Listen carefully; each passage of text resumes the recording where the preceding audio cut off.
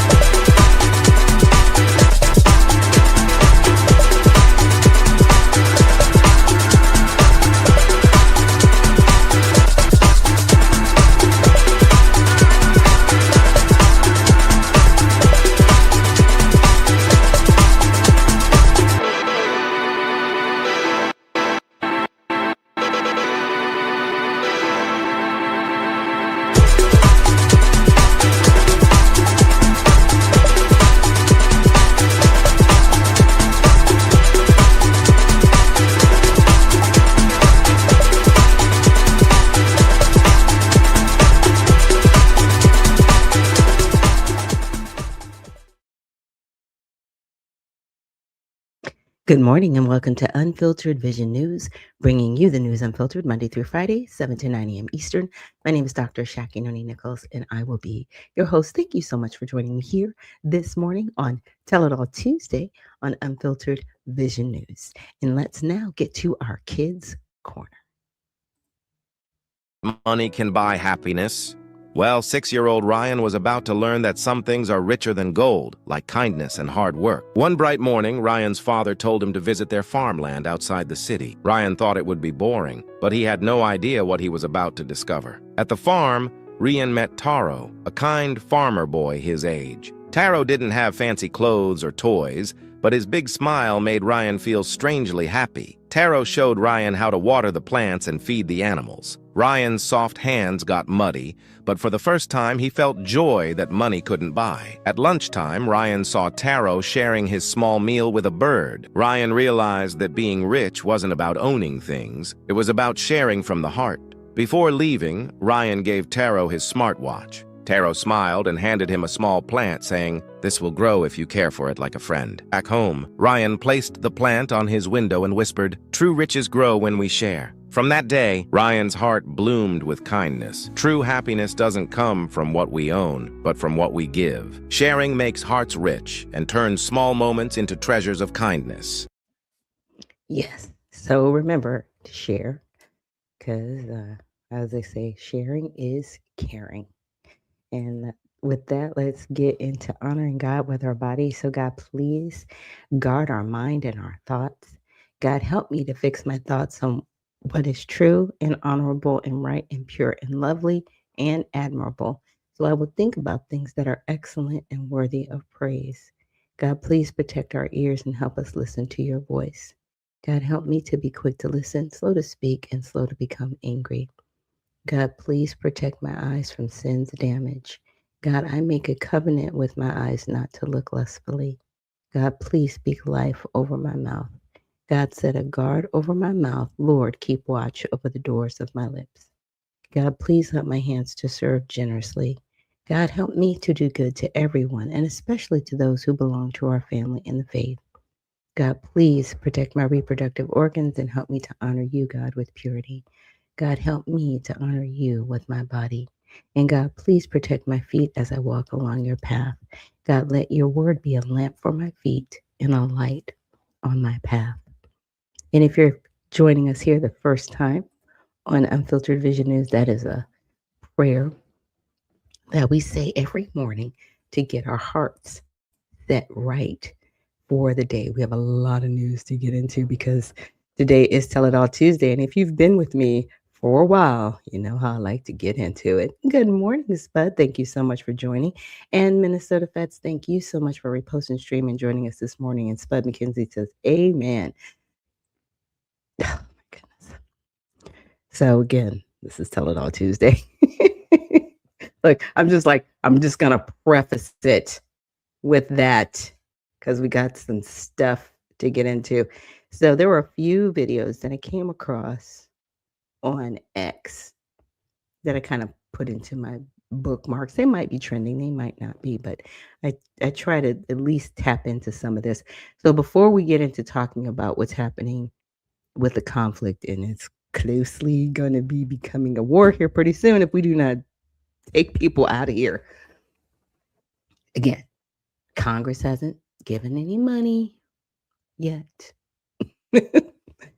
we're teetering, and I'm like, okay, we need to go home. We need to come back home. But we'll see. Power struggles are what they are. So with that, I wanted to get into some of these trending topics on X. So this one is actually from last week. It says, breaking, furious Minnesota residents are now demanding the impeachment and removal of a Democratic elected judge, Juan Hoyos, after he allowed one of the Somalians who stole 11 million in taxpayer funds to keep his passport while posting bond, which he then used to flee the country. Normally, when you post bond, you have to relinquish any and all passports, right? So you can't leave the country. So what did this dude do? He left. Like, what did you think was going to happen? He'd take his passport. Just nuts. Okay, let's see what happened. Our culture is we trust one another. Prosecutors also charged Saeed with perjury, and his trial Monday was set to be the crowning moment in the state's long investigation. But according to multiple sources, he has instead successfully fled the country. How? He had no travel restrictions. At a bail hearing after he was charged, prosecutors wanted to set bail at $1 million, but Judge Juan Hoyos gave Saeed two options: a $50,000 bond where he gives up his passport, or a $150,000 bond with no conditions. Saeed opted for the higher amount, and he kept his passport. Our culture is we trust one another. Prosecutors also charged Saeed with perjury. What you think he was going to do? He still has the money. His assets haven't been frozen. And even with that, he was like, in our culture, he's not talking about the United States. He's talking about his culture, Somali. They trust one another. Yeah. It's just not a good look. It's just not a good look. Okay. So on to the next topic. So North Carolina hospitals have deployed these telepresence robots. These allow doctors to interact remotely with patients. A real human doctor is operating this remotely and speaking with patients. Yes, this is real. This is so dystopian, North Carolina. Okay, so how do you guys feel? Are you okay with this? Now, I've seen something similar to this in restaurants where you might have a human take your order, but the robot will deliver your food to your table. I didn't like it. I don't like it. I've experienced it twice, and I'm just like, you won't see me again as a customer. You're just not. I'm not doing that. If I go to a restaurant, I am purposely going to interact with other humans and to keep humans employed. Like those are my two things: keeping people employed and interaction. Because outside of that, I don't have to do it at all. I can just cook for myself. I can stay at home, right? what are we doing? But you're in a hospital, and this is going to be your doctor. That's how your doctor is going to see you. They don't even have to show up anymore. I'm not saying that they were really present when they were physically there either. They just come in, look at the chart, flip it, try to be as how should I say, nice as possible, good bedside manner, right? And then they would just leave. Sometimes they would talk to you, sometimes they wouldn't. Sometimes they just talk at you because, some of them have a God complex and they're just like, I'm smarter than you, whatever. Trust me. I've done battle with a few doctors in my time. But yeah, this is where they're at. And you're probably going to pay more for this because they have to, keep this all maintained and everything. So they're still going to be getting paid what they were getting paid or more. And they don't even have to be present. It's interesting. Um, Next, this is great news. American Patriots are launching an online database to expose activist and traitor judges who go soft on criminals, resulting in victimizing more Americans. Currently covering blue, heavy orange county Florida, then all of Florida, then all of America. So this is courtwatch.us. And I saw a post on this the other day. So he's just, going through the database and, where you can look up these different judges. But what it will do, I don't think a lot of these judges will get impeached because they'll be protected, which is crazy, but they should be. But what it will do is it will at least let the general public in the area know who's back out on the street, right? And who wasn't arrested. So they can at least keep themselves safe, right? Because judges they don't care. We lost this a long time ago. And this exposed the Federal Reserve believes they own us. Time to audit and destroy their monetary dictatorship. They print money, rig interest rates, and pay zero taxes. So the Federal Reserve is a rogue financial cartel printing money, rigging interest rates, and now pay zero taxes while Americans suffer under crushing inflation. Biden handed them total exemption from taxation, making them untouchable while you struggle to survive. This unelected banking mafia believes they own you. Let me see, it's about time to audit, expose, and tear their corrupt empire before it's too late. The Federal Reserve believes they own us. It's time to destroy the monetary dictatorship. Trump unleashes National Party to revolt. So let's go back. I don't know. Let's see the explanation. Bet you didn't know this. 12 USC 531 exemption from taxation under US Code House.gov. What's it say? In effect October 1st, 2023. Okay, now that was under the Biden administration. Just want to clear that up. That's why Biden was mentioned. Exempt from taxation, Federal Reserve banks, including the capital stock and surplus therein, and the income derived therefrom, shall be exempt from federal, state, and local taxation. Ain't that a bitch? Bet you didn't know this. Except taxes upon real estate. That was very interesting because they just had a building built, I guess, in DC, or they upgraded their building. So I guess they have to pay taxes on that. But they're exempt. Why would they need? See, that's the weird thing about the Federal Reserve. Because first of all, everybody knows they're not federal. News is out on that. We all figured that out. So you're not a federal agency. But why would they need to exempt you from taxation? While you basically are an intermediary controlling the money and how we spend it with the Treasury. Like it's a very weird entity that they are. So we'll see how long that lasts and how that goes. But those are some of the trending topics that I wanted to bring up with you guys this morning.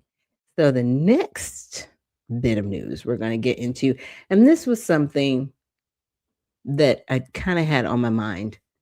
So I wanted to share it with you guys. And it's Agenda 2030. Now, I'm going to sneeze. I'm so sorry. It's so weird. I woke up this morning. Fine. As soon as I get ready to start the show, nose is like, I'm like, stop that. I do not want to sneeze on air. Okay. It settled down. My goodness. Okay, here we go. All right. So it said, I said, why are the United Nations, WEF, IMF, and world leaders concerned about 2030? Because I keep hearing it here and there, like sporadically, even with the Promethean updates. I'm like, what is going on? So I had to ask Grok. I'm like, okay, well, what is this? So the main reason the United Nations, World Economic Forum, WEF, IMF, and many world leaders focus intensely on 2030 is the UN's 2030 Agenda for Sustainable Development, a set of 17 sustainable development goals, SDGs. So when you hear that, that's the Sustainable Development Goals, and 169 targets adopted unanimously by UN member states in 2015. So this goes back, right? It's about 11 years, roughly. So these include ending poverty, hunger, achieving gender equality. Why does that always show up? What are we talking about? Oh, well, they're just talking about equality in men and women. Are they really? We'll see. Ensuring clean energy and climate action, sustainable cities, and more. So the deadline is 2030 because they're pushing towards it. And I'm like, what is going on? Now, multiple recent official assessments as of 2025 show the world is severely off track. Okay, so that means God's intervened, right? Humans have woken up and they're like, we're not doing any of this. So that's why they're off track. That's just my assumption, right? So only about 17 to 18% of the SDGs or their targets are on pace to be met by 2030. Roughly half are progressing too slowly, and nearly 20% have actually regressed since 2015, which is great because nobody's elected the UN, right? I didn't vote for this. Right. You know what I'm saying? I didn't vote for SDGs. It's none of my business. You don't run our country. So what are you doing? Right. So the key problem areas include hunger, poverty, reduction, biodiversity, okay, peace, and climate action. Factors cited include conflicts, the lingering effects of COVID-19, underinvestment, rising debt, geopolitical tensions, and economic shocks. So the UN's position, the UN itself owns the 2030 agenda. They own it. That's fine. I know we're a part of the UN, right? We're one of the largest members. We're one of the founding members of the UN. But again, the UN itself isn't something that should dictate what happens here in the United States. I don't like the UN because they've become this entity that thinks they can tell everybody else what to do. They are supposed to be there to work together among nations and keep peace. The problem is there's nothing to fight about, right? So they're like, okay, well, let's just dominate the world and create a whole different, level of supremacy over all the humans, and we'll be in charge over everybody, and we'll just tell everybody else what to do. Even if, they have government elected officials, we'll just tell them what to do as well. It's crazy. So Secretary General Antonio Guterres and annual SDG progress reports describe the situation as woefully off track and alarmingly off track. Without major acceleration, they warn of reversed development gains, increased inequality, and failure to protect the planet.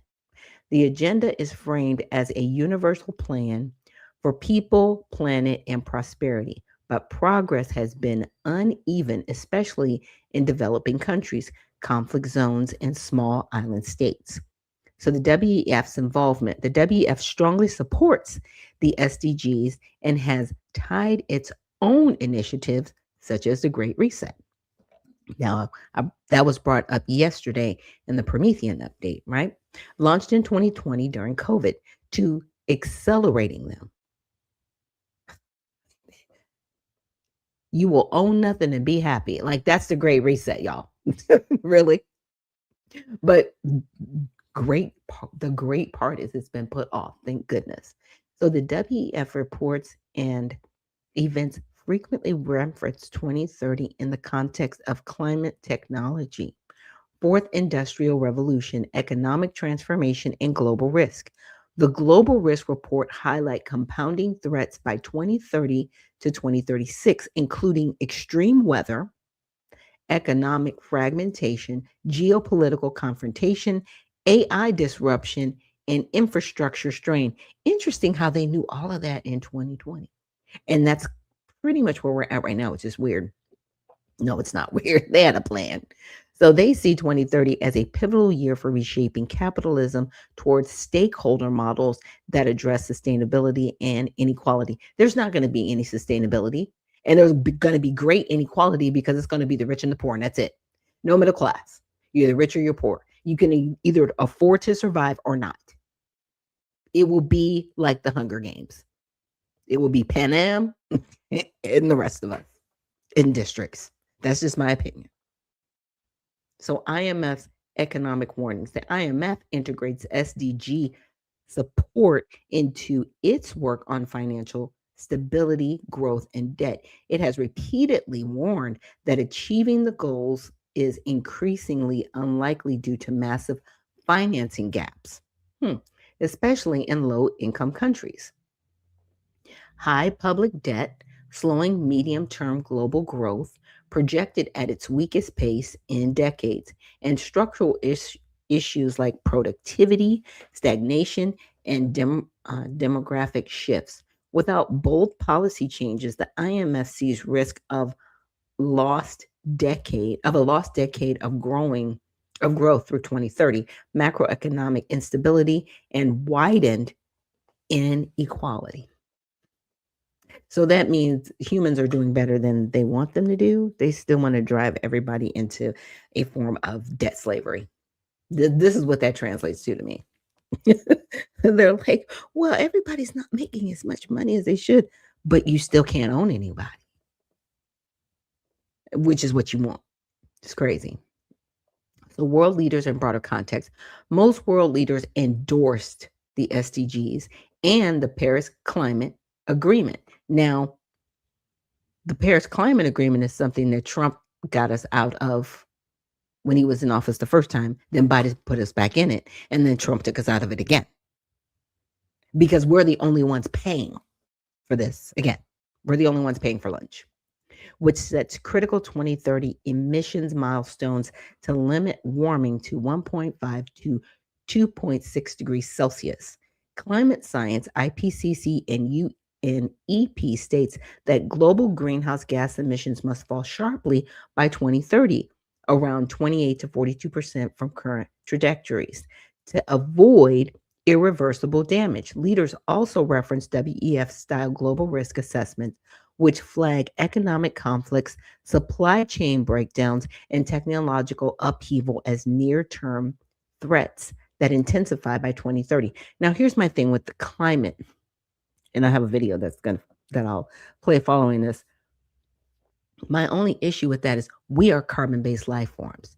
And yeah, until we started the industrial boom where we were tearing down the trees, building up manufacturing plants, and not really looking at, hey, the runoff from what we're creating, is it going to damage forestry? Is it going to damage the water? What is the full life cycle? Because people were not focused on that and they were just focused on making money. Okay, I can see where some of this stuff is an issue, but some of this stuff is made up and they can't even prove it, right? So they're limiting these warnings by saying, no, we have to lower this, we have to lower this. No, their idea was they just want to kill off people. Okay, everybody forgets about the Georgia Guidestones that were conveniently blown up, saying that they really just want 500 million people across the globe. Huh? You want less than 1 billion people across the globe. Right now, I'm sure there's what, 13 billion across the globe, something crazy like that. We have a lot of humans, okay? We're a lot of people. And they want to knock it down to less than 1 billion.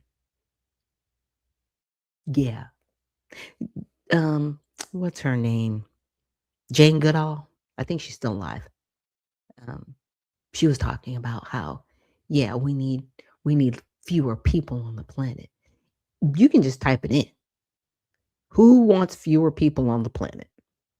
That's what this is about. This whole climate change thing. We need less people so there's more resources. Yeah, we're considered useless eaters if you're not a part of the 1%. I'm just saying.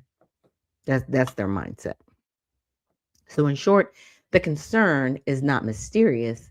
It's that self-imposed, ambitious global targets for development, climate, and economic stability are slipping away fast. Official statements frame this as an urgent call for more investment, cooperation, and policy shifts.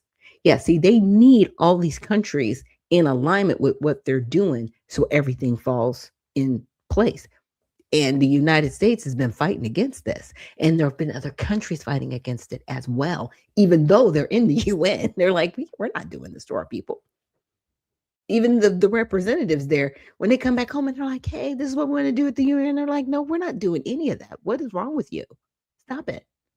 So critics, including some in the results, argue the agenda represents unrealistic central planning, potential sovereignty erosion, and overreach, and that external shocks have exposed its limitations. Yeah. So the 2030 date is a hard deadline baked into its frameworks, which is why reports, summits, and forecasts keep circling back to it.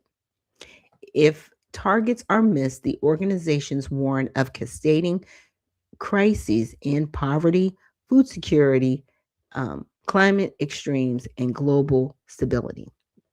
And the reason why I've even brought any of this up is because there was a Bilderberg meeting that ended last weekend, I guess Friday or Saturday last weekend.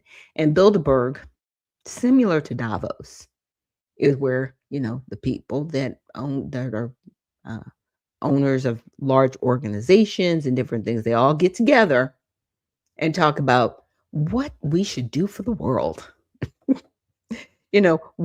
What should we do to help all of these people out here on the planet, because we know better. Yeah, that's their warped mindset, that they know better for us. They know better than the world leaders. They know better than the elected officials. They know better than human beings themselves, because they're the elite. They're psychopaths, okay, with too much money and too much time on their hands. And they need to stop being bored about killing other people. It's disgusting. That is who they are. They don't care about people that are impoverished. They want to keep them impoverished. Because you know what? If they didn't, they would take the money that they have and they would build up their communities. They would probably stop kidnapping people, allegedly, raping people, allegedly, right? They would make all of that go away. Haiti wouldn't look like Haiti. Haiti would look like Alpharetta, Georgia.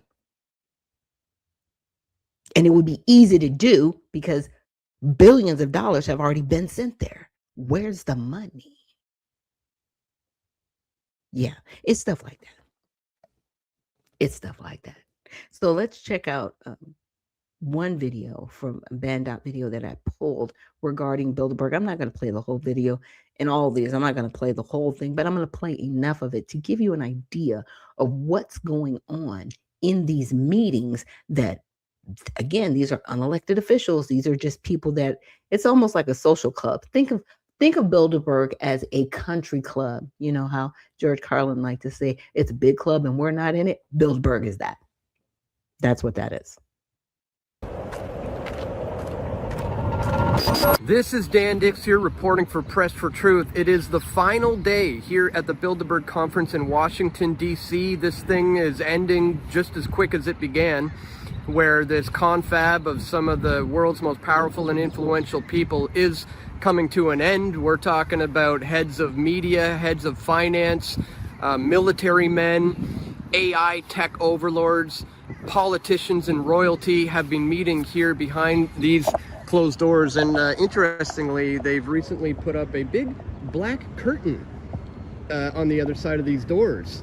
So we can't see who's coming or going, because I managed to find this spot early on here where I can be perched up and get a view over the fence here and to see who's coming and going. But they want that blacked out now, and that speaks a lot. You know, it speaks volumes as to how much they don't want to be seen. Of course, this meeting now, they publish the official participants list and they publish the official agenda.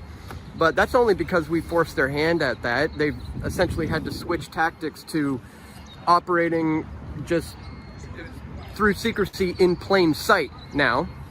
And, you know, 20 years ago when I started covering this, I would be laughed at and called a conspiracy theorist for even suggesting that these types of meetings were taking place. And now it's just openly discussed and common knowledge that, oh yeah, this is what some of the world's most powerful and influential people do. They meet in secret behind these locked doors and they discuss the direction that they want to take the world. So again, Yes. So he goes on in this video to just show some of the people that were attending the meeting. But what I wanted to show you is the website. And I've reviewed this before on my show. But here is the Bilderberg meetings, right? And here's some of the participants that went. And this was April 9th through the 12th. Who's at the very top? Anybody recognize that name? Yeah, that's Miss Stacey Abrams. She ran for governor here in the state of Georgia. And she was there on behalf of Sage Works Production that she's the CEO of. What are you doing at Davos? Yeah. And this is why we need to never put her in a political position, ever, and monitor her as well, and everybody else on this list. Oh, yeah, I got more to tell y'all. Or there's more in some of these other videos I got coming. But yeah, at the very top of the list. Interestingly enough, Elon Musk is not on this list. Governor Kemp is not on this list. I was looking for some other people, names that I would recognize. I did not see anyone else that I recognized on this list that were politicians or famous, let's say, owners or organizational owners.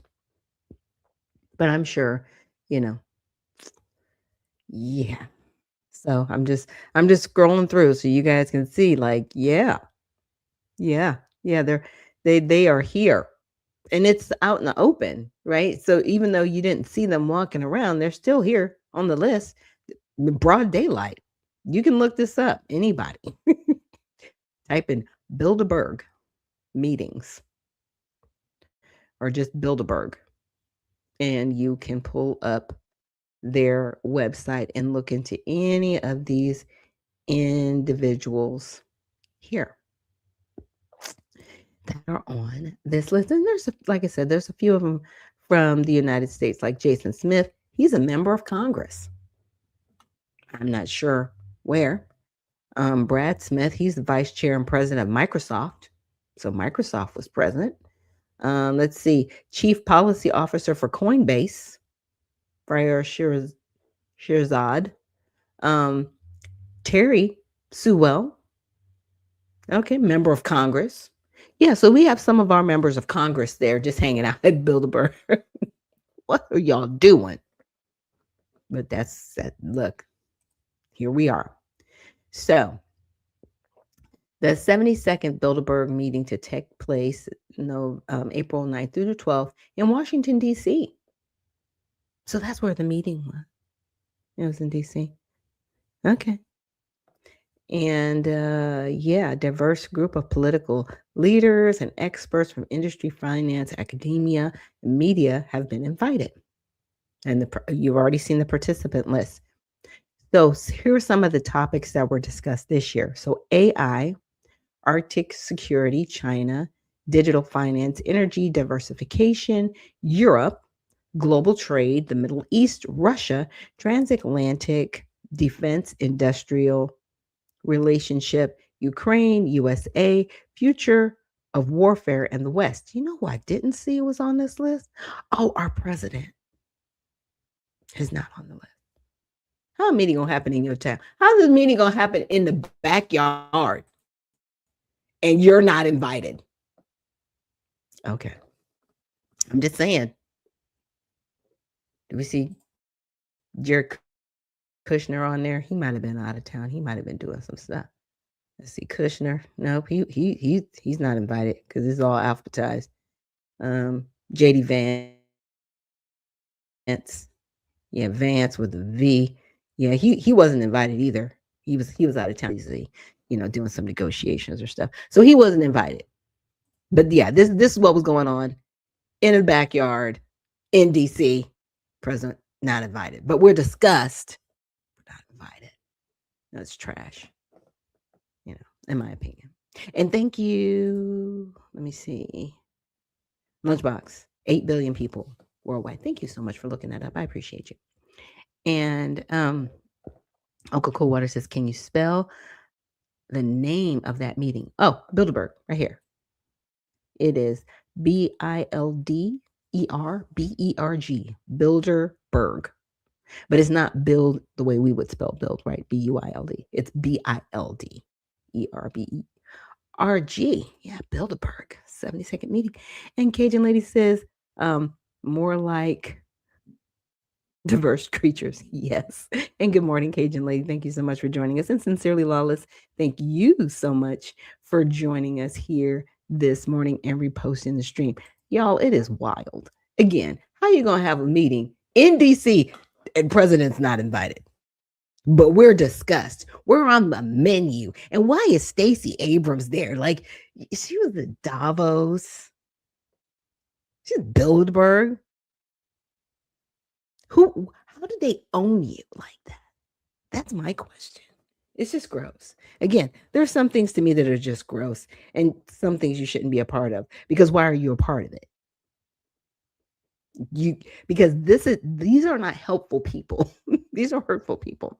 But let's continue. I got another video on it to actually talk about another meeting that happened alongside this Bilderberg meeting. Next news, breaking news. They're meeting right now in Washington, D.C. in secret. The most powerful unelected humans on planet Earth have called an emergency Bilderberg conference, something that has not happened in 33 years, and the mainstream media is giving it zero coverage. So ask yourself why. These are the shadow architects who decide your future before you even know there's a decision to make. Presidents get elected. These people get obeyed. And right now, they're rattled. Something has them so scared and so desperate and so cornered that they broke a 3-decade precedent to assemble in a panic. We have the leaked participant list to prove it. See, this isn't some academic policy discussion happening in a fancy hotel. This is about your life. This is about your money. This is about your freedom. When the Bilderberg group meets, they're not debating, they're deciding. The European Union, that was hatched in the Bilderberg meetings. Countries that had their own currencies for thousands of years surrendered them because of decisions made in rooms just like this. Now look at their agenda. AI, digital finance, future of warfare. Translation? They're deciding who controls your money when cash goes digital. They're deciding how artificial intelligence will monitor, track, and manage populations. They're deciding which wars get funded and which nations get destabilized. And you weren't invited to vote on any of it. Now, Treasury Secretary Scott Bessent, he's in that room, and so is Peter Thiel. So is Satya Nadella from Microsoft. The King and Queen of Netherlands, prime ministers from Denmark and Greece and Canada, NATO's Secretary General, the heads of the IMF and the European Central Bank. These aren't people who ask for permission. They give orders. And right now they're writing the script for the next decade of your life. Speaking of global power players making moves behind closed doors, there is something happening right now that could actually work in your favor for once.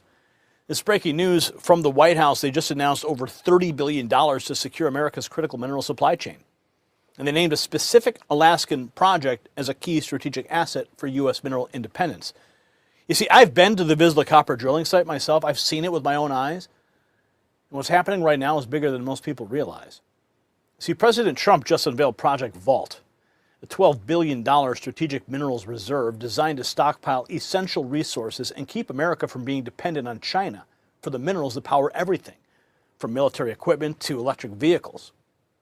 While the globalists at Bilderberg scheme to control digital finance and future warfare, the Trump administration is making sure America controls the resources that make both possible. You see, this is the kind of strategic move that puts America first. Now, Vizsla Copper, make note of this, they trade in the United States under VCUFF and in Canada as VCUV. Write that down, it's on the screen. And check the exclusive briefing that's linked below to see why this matters now more than ever. We thank them for supporting this program. Now let's get back to what's really happening inside that hotel in Washington, D.C., because here's what makes this even more revealing. Dan Dix from Press for Truth, he's on the ground right now. He says he's one of the only 2 journalists covering this entire event. Now let that sink in. The most powerful people on earth are gathered blocks from the White House, and the corporate media has completely blacked it out. They've got massive green screens blocking the view, tinted windows on every car, security everywhere. And the people who claim to be journalists, they're not covering the story. They're inside the meeting receiving their marching orders. So wait until you see who got caught sneaking out. But first, let's go to Dan Dix, Press for Truth. He's on the ground right now. We've been tracking his X account. Here he is, day 2 of the 2026 Bilderberg Conference. It's underway. And considering this appears to be an emergency April meeting, hasn't happened in 33 years, I think the implications are huge. Let's listen to his on-the-ground report from outside of Salem. This is Dan Dix here reporting for Press for Truth. It is now day 2 of the annual Bilderberg meeting here in Washington, D.C. Today is typically the day where the real bulk of the meeting takes place. The real meat and potatoes are discussed about their next phase of the plan moving forward. So I'm going to be here all day to document who's here and get a better idea of what sort of things they may actually be discussing. Now, a lot of people are probably not aware that it's the Bilderberg Group who's responsible for major world-shaping events. One example is the European Union. That was hashed out by the Bilderberg Group. That was their idea, which came to fruition.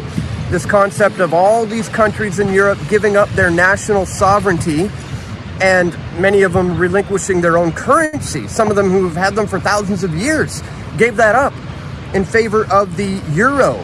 And this was an idea that was hashed out by Bilderberg, where the inner circle of the inner circle, as I like to call them, managed to project this idea to the rest of the delegates, and then it became a reality, because these are some of the most powerful and influential people we're dealing with here. You may also not be aware that it was the Bilderberg Group who, shortly after 9/11, hashed a plan to enter the Middle East, go into Iraq and Afghanistan, and it was at those early meetings when they told the delegates that Saddam Hussein had weapons of mass destruction. And of course, in attendance, there were some of the world's biggest media outlets, there were some of the world's biggest war hawks, and they took it in, hook, line, and sinker. And they kind of got this idea out into the minds of the masses, and it was able to happen. Now, they believed it full-heartedly. That's the only way that this thing can work. It's not like everybody who attends these meetings are in on some nefarious plan or agenda or even aware of the idea of the fact that these guys are trying to create an eventual one world global government. There is an inner circle inside the inner circle. They hash out the plan, and then they disseminate this idea to the large body of delegates who believe it and then they go out and, like a ripple effect, it spreads out across all of society, and boom, just like that, they were able to invade, the Middle East based on this lie that Saddam Hussein had weapons of mass destruction. And obviously they have a lot of other countries on the chopping block, including Iran.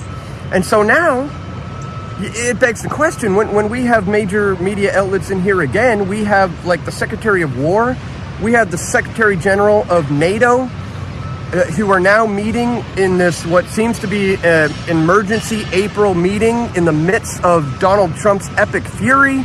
It really makes you wonder what's on the actual agenda. What are they planning as the next phase in this plan for an eventual new world order? So I'm going to be here for obviously the duration of the event. And today I hope to maybe capture some people who are not necessarily on the official list. That way you can kind of get a better idea of what they want to convince these people of moving forward. Because as I said, it's an inner circle within the inner circle. These are the guys who hash the plan. They put it into the minds of the delegates who are here, 120 to 150 people on average. That idea then permeates all throughout society, and boom, their plan comes to fruition. So stick with me, guys. This is potentially one of the most important Bilderbergs that we've seen in many, many years. This is my 20th year of covering Bilderberg, and I think this one is potentially going to be huge with major implications. Dan Dix on the ground there, exposing the architects behind the world-altering decisions. Now here's the secretive arrivals that he captured as well.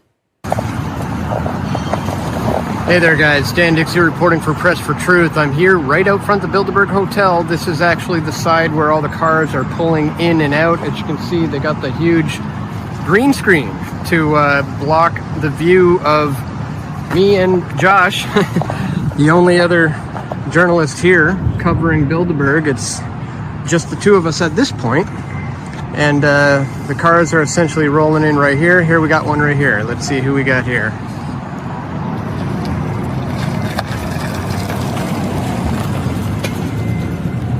Sometimes the windows are pretty tinted, makes it difficult to see who we have.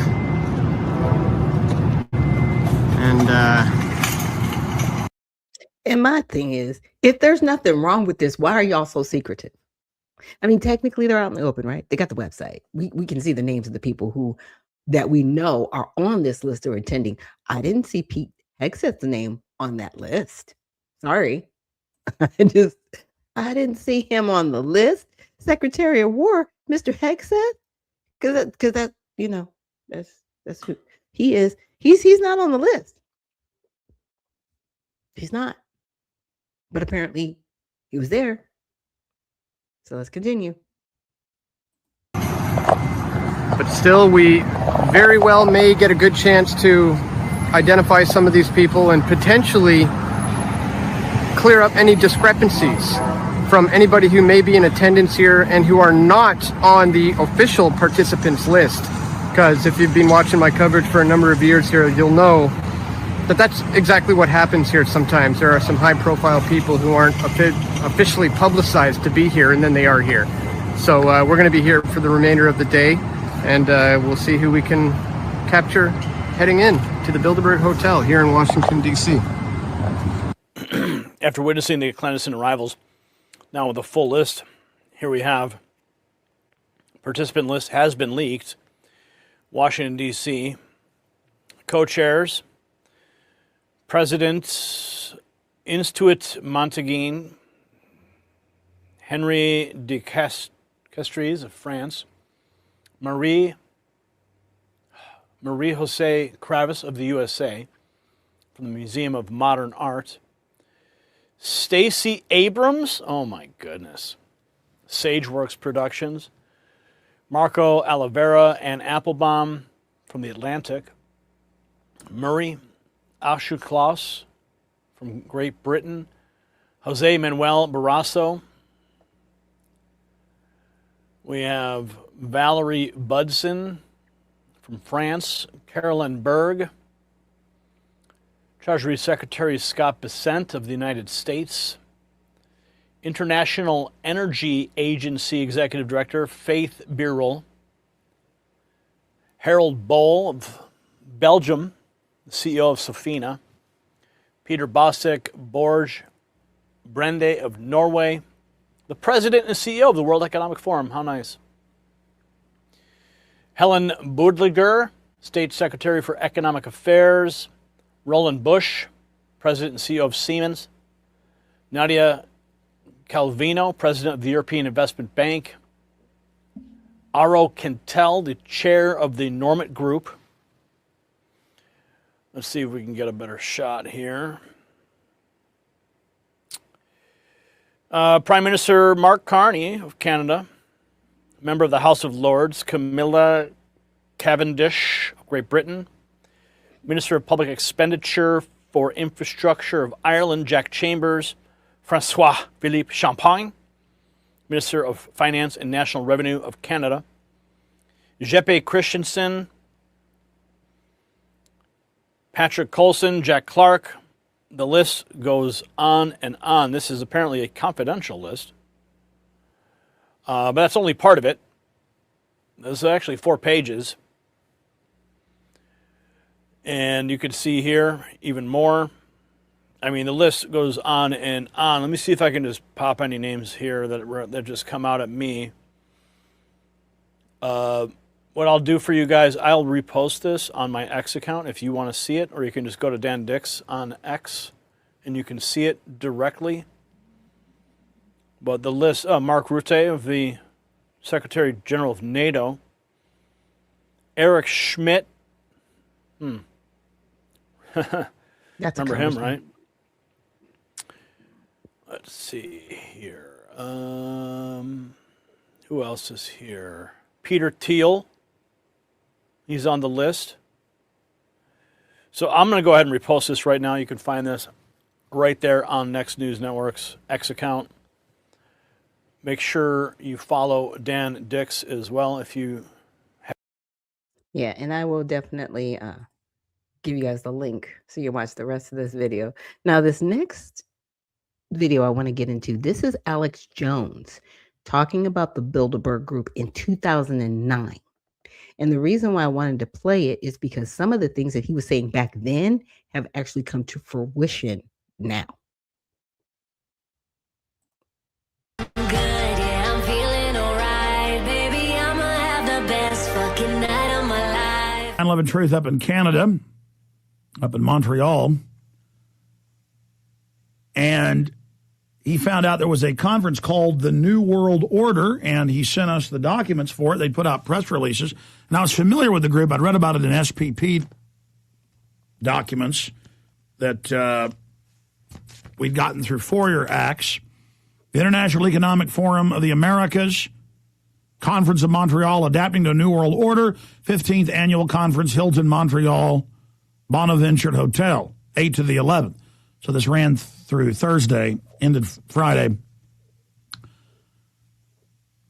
Officially ended Thursday, but some still were there Friday. And just an amazing videos that he's posted. We've linked to him up on Infowars.com and PrisonPlanet.com, the police protecting it. But really that they put out this program. This is exactly what we say the Bilderberg Group's covering, because we've gotten some of their minutes, stolen them, and they've also publicly released some now because they're in everybody's face. And it calls for a global government, global governance, how to have the central banks take over. And so I thought we'd have him on about that. But also we only had him on twice. Haven't had him on from Thursday or Friday, what happened then. So to give us a final recap of this key meeting. Remember, though, National News wrote several more stories over the weekend saying we're insane. Bilderberg exists, but they don't want world government. Yeah, and birds don't fly and fish don't swim and politicians don't lie either, right? Let's go to Sam LeBrier. Sam, good to have you here with us, my friend. Hi, Alex. Good to talk to you. Thanks for having me.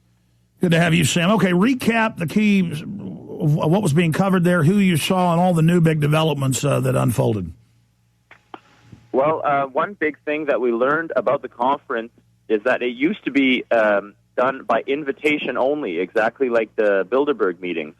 And in the last few years, they've opened it up to the public more, You're able to buy your way in now, and apparently they're going to release all the text of all the speeches that were given on their own website because there was pressure from the public that this is too secret of a meeting and what's going on. Yeah, and for those that don't know, they've decided hiding and saying Bilderberg and CFR didn't exist, as they did for decades, blew up in their face. So now they're going, yeah, there's world government, but it's loving. Go ahead.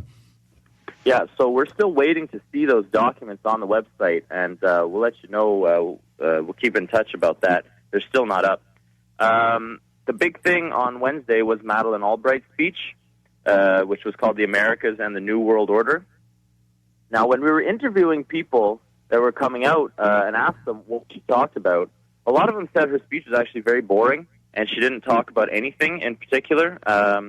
However, what we realized talking to a lot of these people that were coming out is if you think of the New World Order like a pyramid, and you got Rockefeller and Kissinger at the top, these are probably a few layers down in the pyramid. This is a regional thing just to co-opt and to make the locals feel important and to make them feel important and identify resistors. So it's an intelligence gathering operation with all the phones tapped in the hotel, everything NSA, Global Run, GSGQ. Go ahead.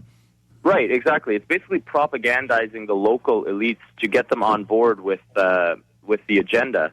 So a lot of the people that we interviewed, they don't have really a concept of the New World Order, what's really going on. In fact, we talked to some, it's up on YouTube, who were actually friends with key Bilderbergers in the city, and they didn't even know that Bilderberg existed. Yeah, for those that don't know, a local top banker in town comes out. It's on video. You're talking to him in French, but you have a translation there for those in the who don't speak French. And the issue is you see a top Bilderberg group member stop, wave at him and say, don't talk too much to those guys, and then drive off. And then he said, yeah, I was inside. There's no global government. You're just, going after Ghost. Though I watched his body language, I think he was being deceptive. Go ahead. I'm not sure, to be honest. I was there interviewing him, and if he was lying, he's a very good liar, because we were convinced that he had never heard of Bilderberg. And he was being arrogant. Well, let me just tell you, I'm a pretty good judge of people now after years of doing this. He had an arrogant false aplomb on, and yes, he was BSing you in my opinion, but go ahead. Well, regardless, so there was quite a few people who came out and told us that Madeleine Albright's speech was about nothing. When we pushed on some people, she said that she talked more about multilateralism and using the UN a lot more. And so it could be that if you knew what to listen for, there actually were important things in her speech, and just a lot of people didn't know what to listen for. We're not sure yet. We're hoping that they honor their promise and put up the full text. Well, we know what was important. What they put out as their press release on their own website, that admits global government right there.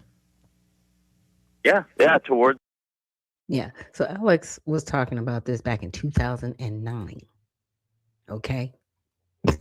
2009. My goodness. So I wanted to pull back up and put the video through Grok talking about the Bilderberg meeting. And it says there are multiple reports and footage from journalists on site, Dan Dix, showing activity at the Salamander Hotel in D.C. with arrivals of high-profile figures matching the described list. Bilderberg meetings are private by design and often attract limited mainstream coverage until after the fact. Anybody heard about it? I mean, I'm covering it, right? Alex Jones is covering it. This other person that I brought up, his video, he's covering it, but who else? CNN, Fox? Oh, because, see, your people are in that meeting. CNN, Fox. So you're not going to cover it, right? Because you don't want the people with tinfoil hats on saying, hey, part of a new world order, but this is what y'all want. This is what you talked about. I said, so you can get more insight to the meeting and how it will affect the American people. So the Bilderberg Group itself released a press release statement confirming the event. It's their standard annual private conference since 1954, designed solely to foster informal dialogue between Europe and North America. See, they always want to say, well, yeah, we're just having a meeting. About what? What are you having a meeting about? Like, when y'all get together, why is there a need for you to be? And so when people talk about the deep state and they talk about these unelected officials and they talk about the secret government that nobody knows about, these are the people, because it's right in your face. But if you say that, everybody's like, well, you're just crazy. They're not doing that. Yes, they are. Yes, they are. So, Stacey Abrams, you are scorched earth. Scorched. And I guess you're there because you're supposedly the black diplomat. You're the token, right? And you're supposed to come back and tell everybody that, hey, everything's great. Nothing's wrong. Scorched earth. Anything that comes out of your mouth is a complete lie. And you have no standing ever. Ever. Okay? You're done. Now, a lot of people might say, well, we need people in these meetings so we know what's going on. Okay, fine. Death and destruction are what's going on in these meetings. Is there anything else we need to know? Whenever these people meet together, it is death and destruction. And these were their topics. Okay? So, U.S. government officials include Douglas Bargum. He's the Secretary of the Interior. Daniel Driscoll, he's the Secretary of the Army. Jason Greer, he's the U.S. Trade Representative. Michael Kratos, he's the Director of the White House Office of Science and Technology. And Samuel Paparo, he's the commander of U.S. Indo-Pacific Command. Now, he did mention Scott Bessent, but I didn't see Scott's name come up in this. But apparently he was on that list. So that was the other confidential release list, right? Because, like I said, we knew about Stacey Abrams, and she was a policy figure, I guess. Alex Karp of Palantir, okay, one of the tech bros. Albert Bourla, he's the chief CEO of Pfizer. This is the same guy who was like, yeah, even if they find it, they're not going to say anything. He knows about all the stuff that's in. He's the same guy a couple years ago that was like, yeah, one day you'll just take a pill and it will let your doctor know if you've been taking the medications that have been prescribed to you. Yeah, that guy. Eric Schmidt, he was a former Google CEO. Mira Morishi, CEO Thinking Machines Lab. Sorry about that, you guys. Jack Clark of Anthropic, and Patrick Collision, CEO of Stripe. That's the payment system. International heavyweights, the NATO secretary, General Mark Rutte, Dutch Prime Minister Rob Jettijn, King and Queen of the Netherlands, right? Various prime ministers, central bankers, and defense officials. They were all in DC last week. Yeah. So directly, almost certainly nothing immediate or traceable. Bilderberg produces no public output, no communiques, and no binding agreements. It's elite networking and private brainstorming, not a shadow government or decision-making body. Yeah, they are. Because there are people in that room that have access to other people that make decisions. If somebody's the Secretary of Interior, that they're a decision maker. Period. Why are you there? But I guess maybe you need to be in the room so you can counter what the other evil people want to bring upon us. Like I started this out with Agenda 2030. These are the people a part of that. Don't want to see Agenda 2030 played out. Okay. So discussions on AI, digital finance, and future of warfare could shape how U.S. regulators approach tech innovation, data privacy, and AI safety rules, because they've been talking about, we need to keep the young people safe. But in keeping the young people safe, they're going to corral everybody else And that's where we're going to have more scrutiny, right? And more regulations on our freedoms on the internet than we have now. Now, the next place I wanted to go was talking about renewable energy. And this kind of plays into Bilderberg, the UN, the New World Agenda, and Agenda 2030, and where they're trying to go. But like I said, when I started this off, and I started with Agenda 2030, and it's like, well, a lot of it's been thwarted. A lot of it's been thwarted because it doesn't work. You know, in their heads, hypothetically, it's like this should work, but in theory, which is carried out, it's not working. Environmental disaster is looming, thanks to so-called renewable energy sources.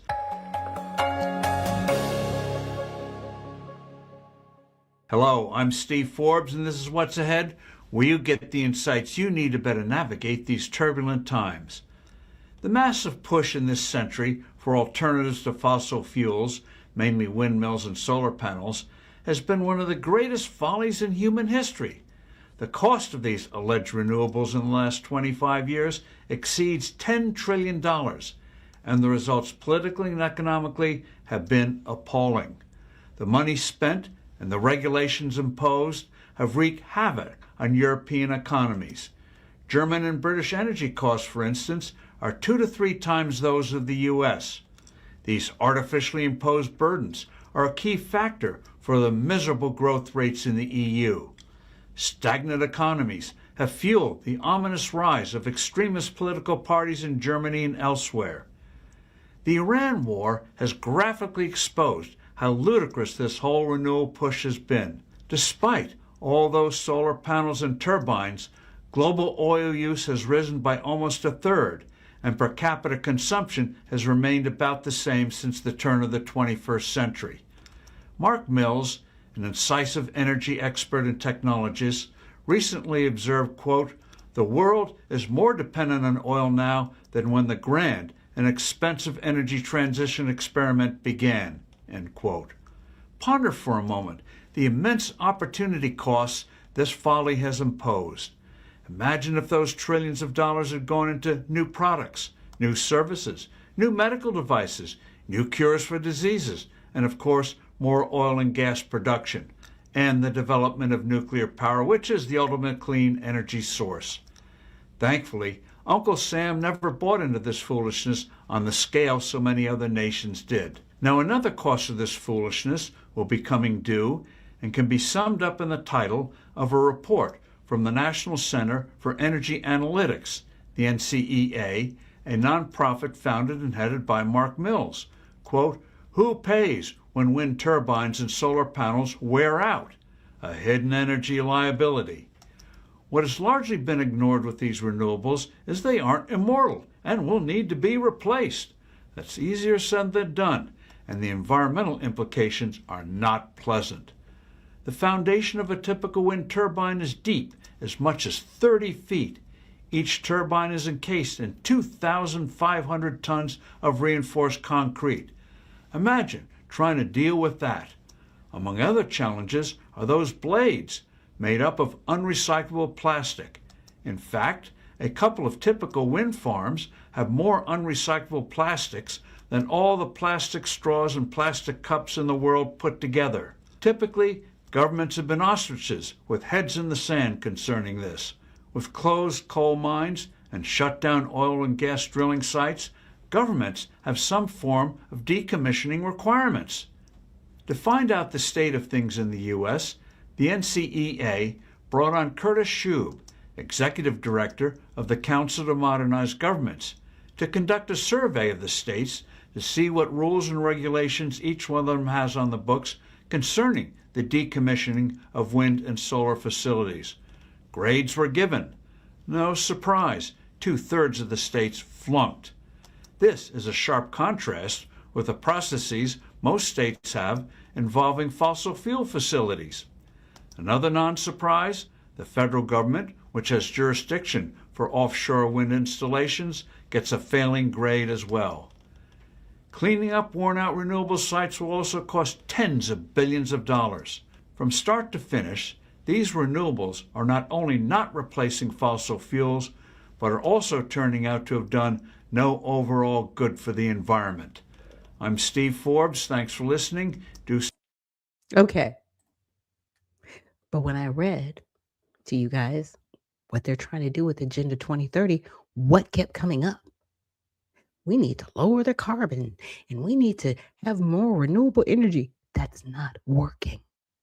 It's never been working.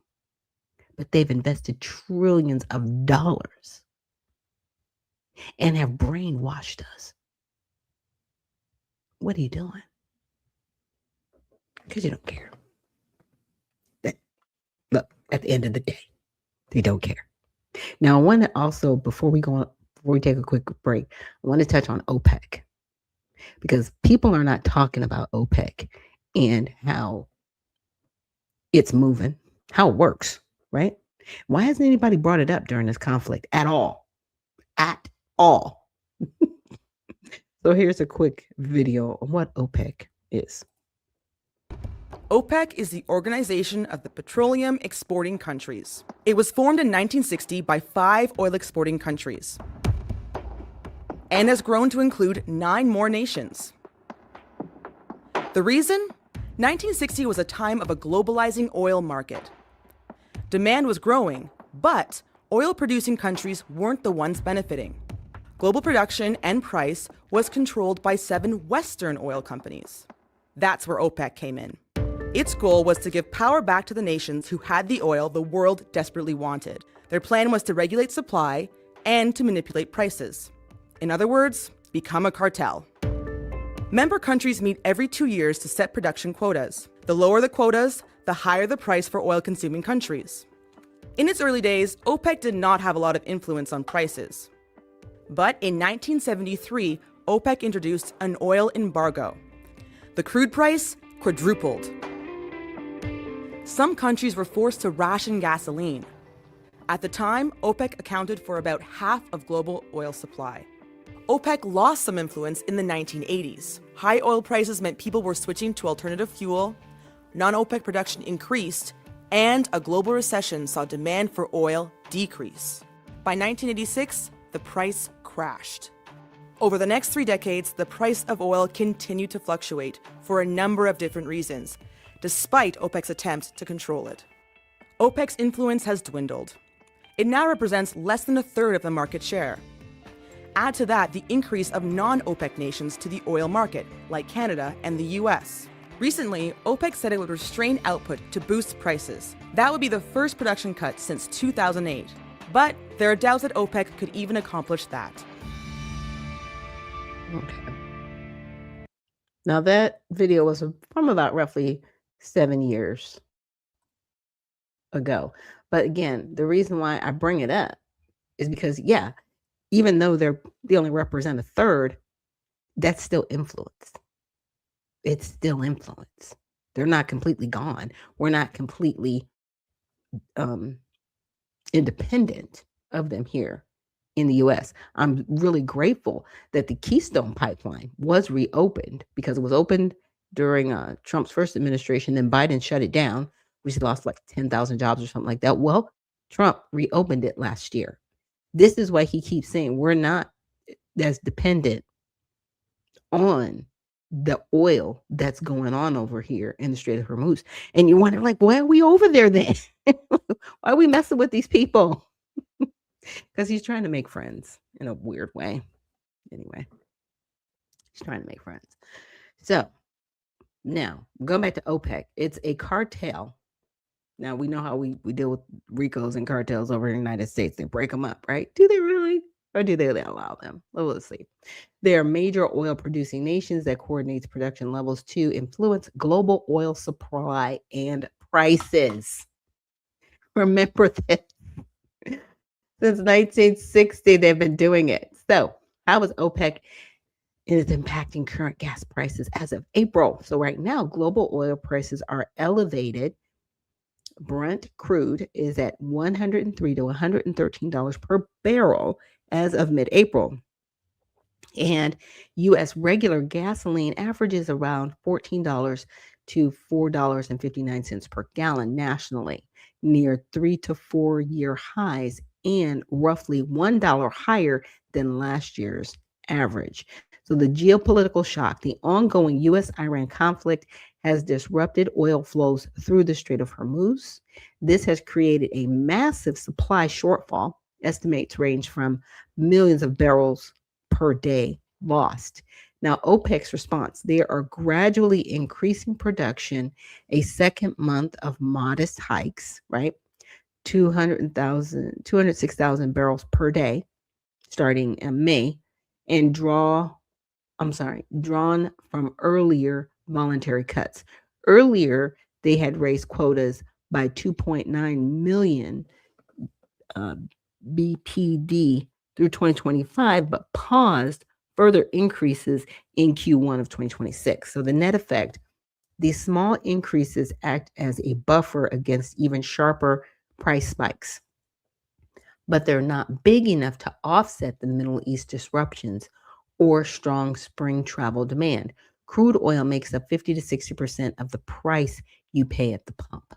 So high global oil prices, higher US gas prices. That's where we're at. So, and we know we got to get these barrels of oil down. So regardless of domestic US production, and that's the crazy part. So we could be producing everything that we need, but they still affect us because they're still on the petrodollar.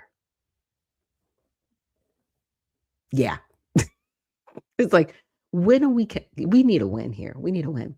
So most drivers see the price on the sign and blame the obvious targets: presidents, oil companies, greed, or domestic policy. Because oil is a global commodity, US production is high, but the price is still set on the world market. OPEC plus decisions and foreign wars move the needle far more than any single US policy. So the mechanics, quotas, voluntary cuts, monthly meetings are technical and rarely explained in simple terms on the evening news. Media and politicians often focus on domestic angles, taxes, regulations, EVs, drilling permits, while downplaying the cartel's role. So a lot of this is all of those countries over there that Iran is messing with, and Israel. You saw Venezuela on the list. Now, Venezuela's technically been captured by the US because we have their president in our jail cell somewhere. And I think he's in Jersey, right? So cutting a deal with Venezuela, it's like, okay, is that going to help us? Not really, because the cartel, and they're admitted, they're just out in the open, just like, right? We will keep this going. And there's nothing you can do about it. That's the crazy part. So people feel powerless over distant decisions made in Vienna, Riyadh. So the story doesn't stick the same way as big oil is gouging us. The result, a lot of frustration gets aimed in the wrong places. The reality is that OPEC's supply tweaks combined with wars, demand swings, and refining capacity drive most of the volatility you see at the pump. So I was like, what can consumers do? So here's what consumers can realistically do right now. The US gas prices hover around $4.12 to $4.25 nationally, of nearly $1. Immediate driving habits. These can improve your fuel economy by 10 to 30% with lower zero cost slowdown, 5 miles. Every 5 miles over 50 miles costs you extra, roughly 24 cents. Avoid aggressively driving. No jackrabbit starts, hard braking, rapid acceleration. Cut idling. Turn off your engine if stopped more than 30 to 60 seconds. Idling wastes a quarter to half a gallon per hour. Keep tires properly inflated. Underinflated tires can reduce mileage by 3 to 6%. Remove excess weight and roof racks. Every 100 pounds can drop efficiency by 1%. Take off heavy cargo boxes when not needed. Combine trips and plan routes. Use apps like Gas Buddy or Waze to avoid rush hour and find the cheapest gas nearby. Reduce overall driving demand. work from home, right? Carpool, combine errands, smart fuel purchasing, fill up in the morning or evening when fuel is cooler. Use apps like Gas Buddy. Long term moves, maintain your vehicle, consider fuel efficient options, hybrids, EVs, which I wouldn't recommend that because guess what? Electricity runs off of coal, fossil fuels. So OPEC is gradually adding a small amount of production, 206 barrels per day, but geopolitical issues in the Strait of Hormuz are still dominating. Individual actions won't move global prices much, but they directly lower your personal costs and build resilience. So, yes, some of our daily habits can help, right? But overall, this cartel, it is what it is. So, we need more independence here in the United States. But again, even if we're more independent, they still can jack up the prices of the barrels of oil, even if it's not necessary. And it's to maintain control. So this whole Strait of Hormuz thing, it's bigger than just the ships. I just want to let everybody know that. Okay. So we're going to take a quick break. And when we return, we're going to get into some more of this news on Tell It All Tuesday. So thank you so much for joining me here on Unfiltered Vision News. And we will see you on the other side. Lineage, legacy, leverage. Genealogy is the lane. Community is the destination. But care, that's how we get there. At TBAT Task Force, we don't just research history. We reclaim what was stolen. For Black American descendants, proving who you are is the first step toward reparative justice and recognition. Get 4 hours of expert research, a verified certificate, and a care-based session to guide your next steps. A $155 contribution doesn't just fund your search, it fuels 5 community positions. It's a cycle of growth. Ready to claim your history? Start your journey or book a free care call today. Your legacy is waiting.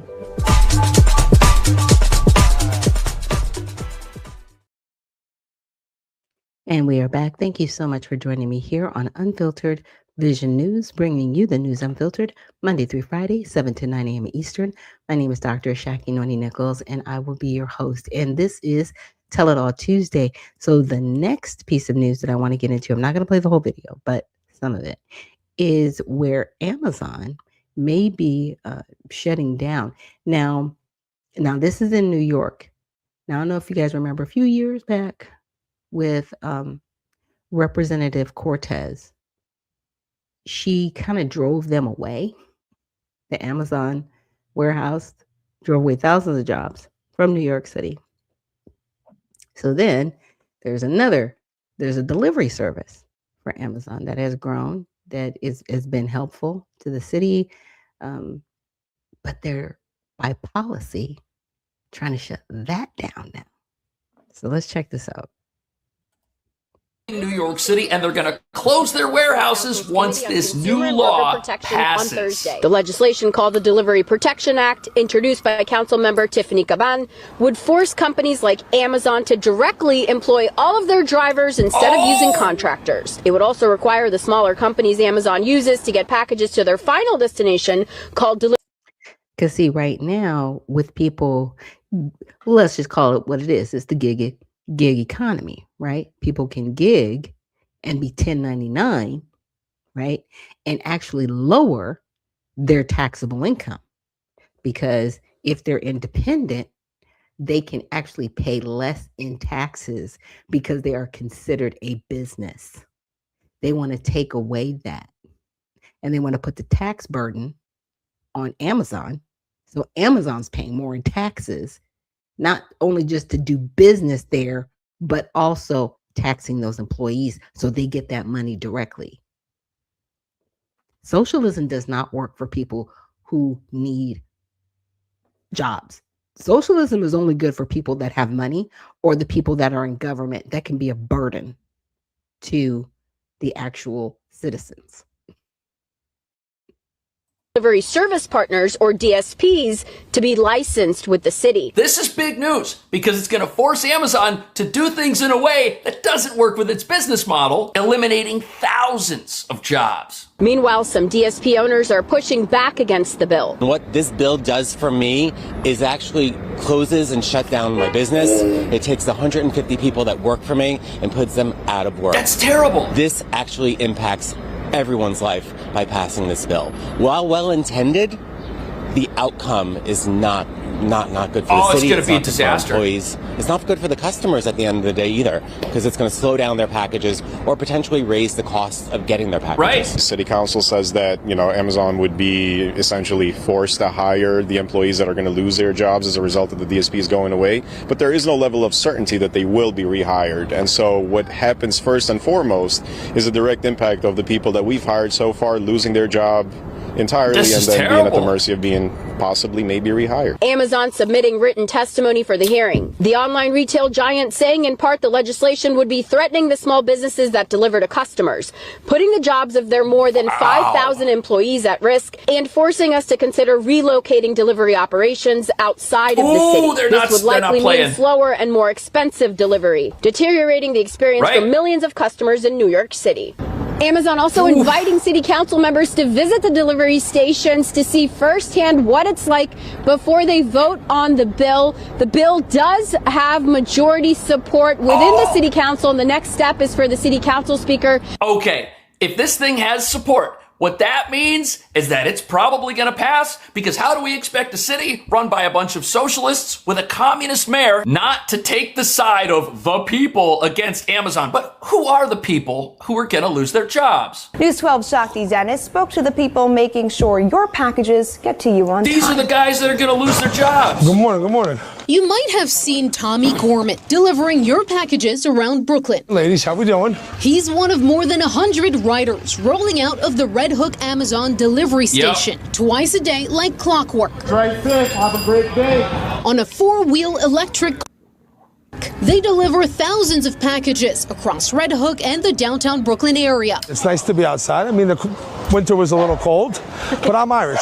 These guys do a fantastic job. Packages get delivered in record time. I never miss my deliveries. They're better than UPS. They're way better than FedEx. And these are the people who are going to lose their jobs. Amazon isn't going to be able to hire them all. And look at this. According to the New York Post, if this passes, Amazon will probably relocate 10 of its distribution centers to areas just outside the border in New Jersey, Long Island, and in Westchester. Sweating the shades, so we're doing all right. Amazon started testing e-cargo bikes in Manhattan a few years ago and expanded to Brooklyn. Now they're growing their fleet even more. Obviously, where I'm parked now, you wouldn't be able to park if you had a van. It makes it that much easier. Juan Martinez is one of the local business owners who partners with Amazon to hire and train drivers and handle deliveries. I went from 0 employees, just starting with myself, and today I have 120 employees. He says e-bikes are a better fit for some of Brooklyn's narrow streets. These things can move about the city in a very efficient way. They are not hindering traffic. That's because they can ride on bike lanes, drawing pushback from some cyclists. Look, transportation advocates say they're happy. Look, I ride a bike in New York City. Do these things get in the way in the bike lane? Yeah, but they contribute to zero traffic congestion. Everybody gets their packages. Your truck with that thing on it that you ordered isn't stuck in the middle of Midtown somewhere, unable to get anywhere. They've got the best delivery model in the city, and the city wants to shut it down? To see efforts to limit delivery trucks. When you are riding a bike on New York City streets, one of the things that's most likely to kill you is a truck. But as more e-cargo bikes hit the roads, they're urging the city to adapt. We need to ensure that we have much wider bike lanes. We also need more protected bike lanes and more bike boulevards just to ensure that everyone has the space and ability to get around safely on a bike. But in the meantime, keep an eye out for Tommy. I'll meet you guys down at the other end there, okay? In downtown Brooklyn, Ashaki Dennis, News 12 Brooklyn. The amount of people that are going to have no job once this thing passes is unbelievable. And we're doing this to protect delivery jobs. It's going to eliminate them altogether. But ask yourself another question. Who would be in favor of such a thing? The introduction of a bill called the Delivery Protection Act, the New York City Council. We're hearing the support of the politicians who are introducing it for us. and we are workers, showing that we stand together with each other in order to make this happen. They need to hold Amazon accountable, trying to say that we're not one of their workers. They like to push it on the third-party company, which is the DSP. But and that- that's to cover but that them creates from jobs. taking accountability for job security, safety, and a number of others. I came today because it's important to show solidarity to our drivers. Their wins are our wins. So when they win, we win. It's important to be there for each other. They're greedy. They have all the money. The only people that are going to win are the union leaders. The people with money. Like he said, the people with money, they win. You're not going to win with this policy over. That they could ever want. They're pinching us for pennies. They don't want to be responsible. So this is really important that we hold them accountable. Okay, I get it. Amazon makes a lot of money. Jeff Bezos is worth billions of dollars. But that's not what's on the table. What's on the table here is there's a specific way that Amazon delivers packages in New York City. And if you're going to ban the way that they do their job here, this law, instead of forcing Amazon to do things the way the activists say they're supposed to, is going to change the way Amazon does things in a way they don't expect. Carriers warn that on-time performance will suffer. According to the draft of the study, customers may wait longer to get their orders, and it will become harder to meet tight delivery windows. Here's the other thing. The legislation is going to require that every single company that works for Amazon, so this doesn't just affect Amazon, every company is going to have to be licensed. And they're not going to be able to have contractors. They're going to have employees. So it doesn't just apply to Amazon. It applies to the companies. Amazon says they're committed to creating good jobs, supporting thousands of employers and local businesses, and providing fast, affordable delivery. Yeah, this is the anti of affordability, which is what the mayor ran on. And I can guarantee you that as a Democratic socialist, he's going to do what Alexandria Ocasio-Cortez did. Remember when she blocked Amazon from building their headquarters here and was so proud of it? Same thing is going to happen. But the politicians who are in favor of this and want to force it through and make Amazon do what they want, they've got their own propaganda campaign telling you how horrible Amazon is. Watch this. On your break? Yeah, I'm chilling. Living the good life. I mean, you got the Amazon gig, delivering smiles. I don't know who's telling you that we're delivering I smiles. don't know, you see all these ads, but how great it is to work under Amazon. Oh, the ads. Okay. So you mean the ads that they pay people like $1,000 a pop to do? Wait, what are you talking about? They're like bribing people. We got like an email a few weeks ago telling us if you want to enroll in the sweepstakes to get paid, like talk about how much you love this company. Okay, it's a you know? sweepstakes. Not everybody All right, gets I don't the have any money for you, but you want to give me the real deal? No, the vans are falling apart. I've seen a van door literally fall off the side believe door. it. I've had where the transmission breaks down and it won't accelerate past 25 miles an hour. We have Okay, what's the speed limit in New York City? 20 miles an hour. But that's why they're switching to the e-bikes anyways. And these jobs, they're going to cease to exist at all once this law passes. manager, and they will have to let us know you got to hurry up. So you're telling me Yeah. that you're wearing the Amazon shirt, you're delivering the Amazon packages, Yeah. you're riding around in these vans that are falling apart. You got Big Brother surveilling you through artificial intelligence. That's wild. So, matter of fact, what do we do about it? You know what? I think we should pass the Delivery Protection Act. Oh, yeah? It's a bill that would require Amazon to finally directly employ their drivers, which means taking responsibility for the pollution, the traffic, the vehicle crashes, the falling apart van. What do you mean the pollution? They've got the e-bikes. They're rolling out the e-carriers all over the place. There are no more vans. They're getting rid of that stuff here. They're decreasing traffic congestion. They're employing thousands of people. How is this a bad thing? I'll tell you why it's a bad thing. It's a bad thing because you have a profitable company. You have people making hundreds of millions and billions of dollars at the top of this company, and that makes the radicals, the communists running New York City very angry because everybody here has been conditioned to think that the only way they're going to get ahead is if they vote for other people's money. And you have to understand, when you watch stuff like this, it's an offshoot of this radical thinking, these programs, these laws that want to force businesses to do things their way or the highway, but the businesses say they're going to leave. Sure that everybody in the system is safer and healthier, whether you are the guy delivering the smiles or the consumer on the other end just wanting to be able to. And when they leave, who are you going to attack? Yeah. Who's next? But who supported Mamdani to get in office? Well, let's see. These demonstrators marched the length of just over a mile, but they say they want to spread a message far and wide. It's Tennessee in the house! They came by the busload from across the country.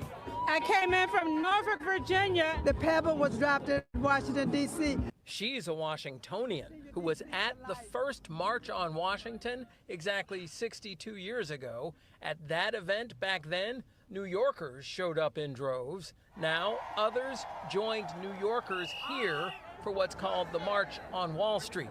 Keep the dream alive! Al Sharpton joined Martin Luther King III in leading thousands from the Federal Center at Foley Square past the Stock Exchange and the Bull statue. Then, leaders from labor, civil rights, clergy, legal, and other organizations took the stage to state clearly why they'd come. Financial freedom helps make all of the other freedoms more than just a dream. They said they need corporations to commit to DEI policies. It was a theme repeated from the stage and by the numbers of marchers. 1,000 people decided, oh yeah, there's already going to be enough people, I don't need to go. Then there'd be a lot less people and there'd be a lot less of an impact. But the voice of one marcher in particular stood out.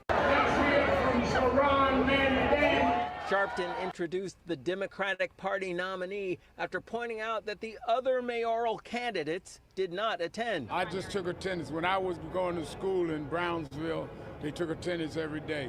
Whether it helped somebody or not, I know when I showed up, they marked present. Zohran Mamdani said that the invitation of Sharpton to join the King family was meaningful. His father's focus on income inequality and the explanation of how we cannot have racial justice without economic justice, it is an honor to be on that stage with him. Mayor Eric Adams was at the funeral of his friend, the activist Ida Hastic, at the time of the march. His office pointing out that he has a strong relationship with Reverend Sharpton and has been a vocal supporter of DEI initiatives. Reporting from... But what have those initiatives done to New York? They've all but destroyed New York. I'm like, what? What is it going to take to let you realize you cannot live off of the backs of other people and be successful? And I mean, I'm talking about corporations as well, right?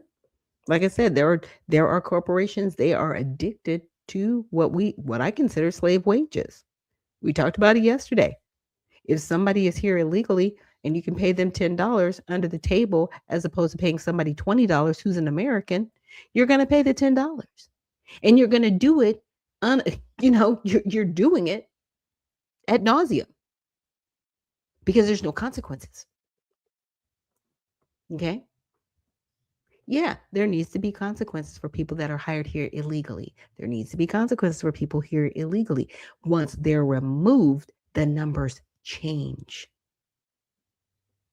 And people can actually be hired and do a good job.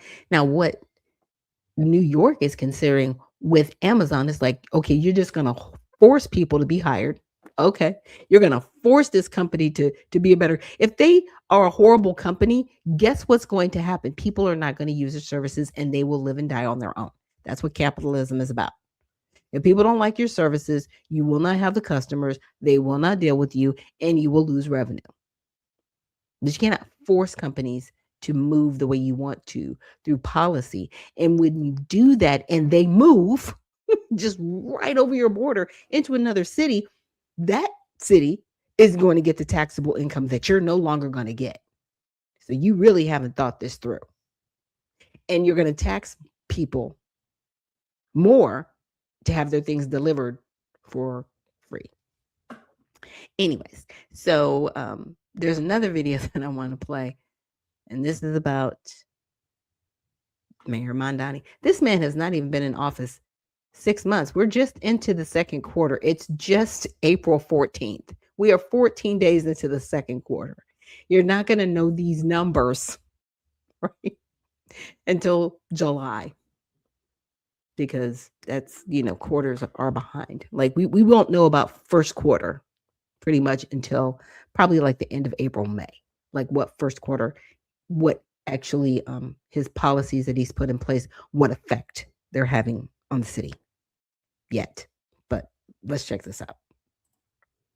Have a talk. We have to talk, a heart to heart. I'll call it a meeting. How can you allow Conrad Zoran Mandani to punk you out of celebrating this country's 250th birthday in Times Square?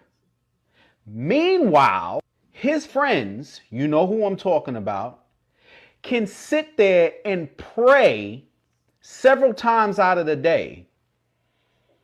How is that possible? That is so biased. We have got to stop letting these anti-American communists come into our country and wage war against the American way of life. That your wonderful communist mayor, Zoran Mamdani, signed an emergency order that prevents people from coming down to Times Square and celebrating the 250th anniversary of the United States.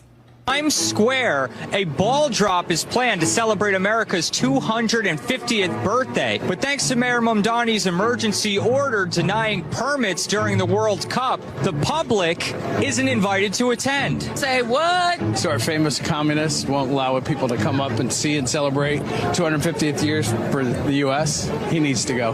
Is this America? Is this really New York? Where we at? I think that's really sad. Yeah, I think that's very silly. Oh. You'd imagine it should be. New York City, have you gotten it yet? How much more do you need to see? This guy needs to be recalled immediately. Go ahead and just put this into perspective in case it's not clear already. So Muslims are being permitted to pray in Times Square, right? Multiple times a day. But Americans are not allowed to celebrate the 250th anniversary of the United States of America. What are we even doing here? For the people who love New York City, for the people who love New York, do yourself a favor and get this guy out of office. What's going on, everybody? Appreciate you guys pulling up today. Shout out to all my ARP family members, man. New York City is turning into a cesspool right before our very eyes. And finally, folks are starting to wake up, but it could be too little too late. Now, on Friday, we talked about the whites only tax that they want to implement in New York City, right? We talked about that during the live stream. If you did not watch it, go and check it out. The video's up right now. It's doing well. But let me lay this out for you. Not only is Mamdani not delivering on what he promised during his campaign, which, again, we told you what would happen if this dude was to win. And the numbers are reflecting that this dude is not who he said he was, right? But now he's crossed into something different. We're talking about blocking New Yorkers from celebrating America's 250th birthday in Times Square on July 4th. Let that sit with you for a second. A celebration of this country's founding stopped, but they allow protesters and agitators and all types of chaos happening on the streets. That gets the green light. And New Yorkers, they're not having it. They're upset, and they should be. They're pushing back, and they should. They're demanding accountability, and they should. And some are even calling for removal, and they should. This dude's been in office maybe 100 days, maybe a little less than that. And this is the direction that they're taking New York City. Meanwhile, there's footage coming out of Times Square. You got flags and demonstrations and political messaging all over the place. You got communist folks, Hezbollah flags, Palestine folks. I mean, it's a mess out there. But you stop at celebrating our nation. Are Americans not allowed to celebrate America anymore? Is that what you're saying, Zoran? Is that what you're saying? Now, I want to frame this the right way because scripture already warned us about moments like this, right? In Isaiah chapter 5, verse 20, it says, woe to those who call evil good and good evil, who puts darkness for light and light for darkness. In other words, when a society starts flipping what's right and wrong, confusion isn't far behind. And that's what they're experiencing in New York City. Hit the like button, share the video, subscribe to the channel. Let's keep going. As we all know, the United States turns 250 years old. In just a couple of years, we will catch up to the age of Nancy Pelosi. Not quite yet, but eventually we will catch up as a nation. When a country turns 250 years old, clearly, obviously, there is a need for celebration, especially celebration of a country as great as the United States of America. And so in all corners of the country, various events are being planned to celebrate a historic and monumental feat of a kind. Alongside a live broadcast and celebration, while there will be no public event at the Times Square Plaza. What? We're going to have a big ball drop in the middle of Times Square just like we do for New Year's Eve, and no one's going to be there? The statement went on to say, we are working through the standard coordination with city partners and look forward to sharing additional details soon. What additional details need to be shared? If cool, the ball will drop, and I guess there will be a camera on the ball dropping, but if nobody's there to celebrate it, what's the point? They basically said there's not going to be no attendees, to which I was like, well, I'm of two minds of this. One, having gone and seen the Christmas tree lighting at Rockefeller Center, I don't know why anybody would stand out there in the crowd having to go to the bathroom for that amount of time. Doesn't make sense to me why anyone would do that. But also, what is the point? If nobody's going to be there, why are you even having this event? And can you even call it an event if nobody is there to participate in said event? It's like decorating your entire house for a big party and then not inviting anybody. Here in Times Square. Yeah, I want to say this real quick. This is why we have to stop foreign-born people from getting in positions of leadership in our nation. They more times than not care more about the country that they came from than the nation that they're in. They don't have any real connection to this country, the good, the bad, the indifferent of our nation. They don't have any connection there.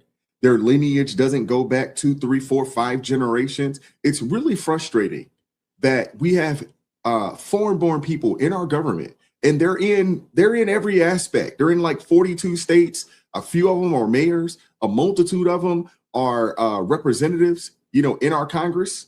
Right now, we have a few of them that are lieutenant governors, and they hold various seats all around the country. And they're implementing laws that are anti-America, anti our Constitution. They run away from a nation and then try to make said country, our country, similar to the one that they ran away from. Something has got to give. Something needs to be passed to stop this. If you are not born and raised in this nation, you shouldn't be able to hold a position in any leadership role in our nation. Not city council, not school board, not state delegate, not state representative or senator, not mayor, governor, nothing. Definitely not the House of Representatives, definitely not the Senate, and definitely not president. Something has got to give, man. Where a ball drop is planned to celebrate America. Getting out and voting on. Now I get it. The seems crazy for me to have on the birthday hat at your birthday party.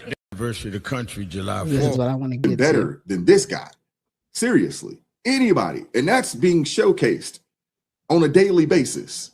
I mean, they literally are trying to pass a law that will tax white Americans more than everybody else in the city.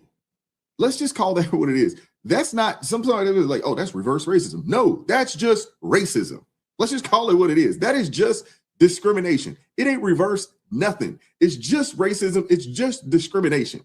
Outrageous. But I want you to listen to what Al Sharpton had to say about this particular situation. They're going to celebrate the 250th anniversary of the country, July 4th. But that's not our celebration. We were slaves then. And they celebrate signing the Declaration of Independence, 1776. We were not even emancipated until 1863. So I don't know what everybody getting ready for a celebration.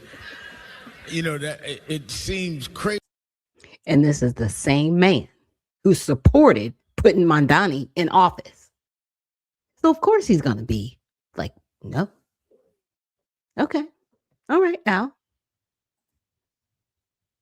Mr. Sharpton, you put your line in the sand, but I wanted to bring this up. So I said, recently Al Sharpton made comments regarding the 250th celebration of the United States.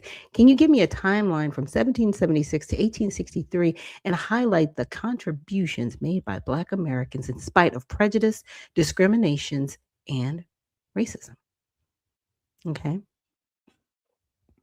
So from 1775 to 1783, this is during the American Revolutionary War, thousands of Black men, estimates 5,000 to 8,000 free and enslaved, served in the Continental Army, Navy, and state militias, often in integrated units, despite George Washington's initial 1775 ban on Black enlistment, later reversed due to manpower needs. They needed humans to fight. They fought at major battles, including Bunker Hill, 1775, Peter Salem, Salem-Poor, Trenton and Princeton, 1776 and 1777, Saratoga, 1777, and Yorktown, 1781. Notable figures, Prince Whipple and Oliver Cromwell crossed the Delaware with Washington in 1776. James Amistad, enslaved, spied for the Marquis de Lafayette, providing critical intelligence at Yorktown. Some earned freedom through service. The 1st Rhode Island Regiment of 1778 was a predominantly Black unit whose soldiers were emancipated upon enlistment. Black loyalists, roughly 15,000 to 20,000, also fought for the British after promises of freedom. Lord Dunmore's proclamation of 1775, many later resettled in Canada or Sierra Leone. Now, from 1780 to 1790s, early republic, 1787 and 1794, free Black leaders founded mutual aid societies and institutions amid post-war restrictions. Richard Allen and Absalom Jones established the Free African Society in 1787 and Mother Bethel AME Church in 1794 in Philadelphia, the first independent Black denomination providing community support, education, and anti-slavery advocacy despite segregation in white churches. Prince Hall founded African Lodge number 459 in 1787, the first Black Masonic Lodge. 1791, Benjamin Benneker, a free Black mathematician and astronomer, published his first almanac, widely circulated, and assisted in surveying the site for the new national capital, Washington, D.C. He wrote a famous anti-slavery letter to Thomas Jefferson challenging racial stereotypes. This goes on and on up until now. But I wanted to point out that, yes, we definitely need to celebrate 250 years. Has it been great? Has it been glorious? Absolutely not. But are we a part of the roots of this country if we are the descendants of said people that have pulled up here? Absolutely yes. This is my home. And how dare you put in a policy saying that I can't go anywhere? And I don't live in New York, but I'm just saying, what if I wanted to go to New York to celebrate 250 years? I know some people in New York City. What if I wanted to go there to celebrate this? And you're saying we can't celebrate? Have you lost your mind? And then Al Sharpton said, well, it's not our birthday party. Shut up, Al. Shut up. Shut up. You supported putting this person in office. Stop it. Just disgusting. How dare you? There were still abolitionists that helped emancipate the slaves. That, in my opinion, they don't get enough credit either, because they were there too. There are some of these so-called leaders, they don't speak for all of Black America. And that's why I wanted to set up the videos the way I did, to say this. If you're listening, Reverend Sharpton, you don't speak for all of us. You never have. You've been nothing but a placeholder to destroy Black Americans. You've done nothing to help us. Every time you show up and you open your mouth, it is death and destruction. And you look like it. You are starting to look like everything that you have professed for decades. And the only reason you live and stand is because you serve evil. And that's it. That is who you serve. You don't care about Black Americans, and that's okay. We get it. We're kind of used to it. So with that, that is our Tell It All Tuesday for this broadcast. We'll be back tomorrow with Women in Wellness Wednesday, and it will be open mic. So remember, stay well, stay focused, and stay unfiltered. We'll see you in the next one.